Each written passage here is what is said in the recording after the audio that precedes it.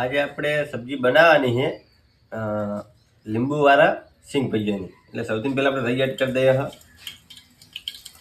રહી એડ કર્યા પછી આપણે આ મસાલો બધો ટીક્યો લહણ બહન એ એડ કરી દીધું. જોઈ દો ટીકી લીધું એટલે તમારે કુદાળ ફોર્મ આવી જાય. પાહું પછી કહેતા નહીં કે ભાઈ લઈએ કીધું નથી. પછી એક બે લીમડાના પાન છે એ અમે એડ કરી દેવાના છે.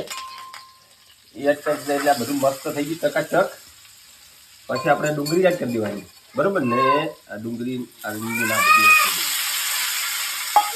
પછી એને હરખી રીતનું હલાવી દેવાનું. બતાવી દે આ રીતનો. હવે મસાલો થોડી વાર આપણે ચડવા દેવાનો. ડુંગળી એડ કરતા સરસ મજાનો મસાલો મિક્સ થઈ ગયો વ્યવસ્થિત રીતે હલાવી લેજો. પાછા હલાવીને પછી મસ્ત મિક્સ કરી દેવાનો. મરચું એડ કરી દેવાનું. એટલે એક ચમચી લઈ લીધી મરચું. જુઓ મરચું એડ કર્યા પછી થોડી હળદર કરી દે. હળદર કરી દીધી. હળદર કર્યા પછી આપણે થોડુંક નમક એટલે કે મીઠું મીઠું એડ કરી દીધું. મીઠું એડ કરીને એકવાર પછી સરસ મજાનું અને આમ મિક્સ કરી દેવાનું. હા એટલે મરચું ચડી જાય પછી આપણે છેલ્લે સિંગ ભજીયા એડ કરવાના.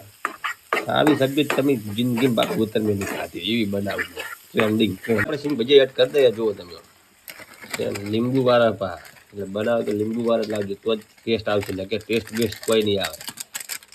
પછી અને સરસ મજાનું હલાવી દેવાનું એકદમ.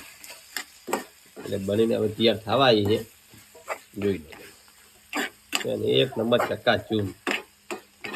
તમારે ખાવી આપણો વિડીયો જો બનાવી દેજો તમે. સબ્જી બની જાય એકદમ રેડી જેવી બની જો. આવી સબ્જી તમારે ખાવી તો ભાઈની ચેનલ લાઈક કરો, શેર કરો અને સબસ્ક્રાઈબ કરો. બાકી જય માતાજી.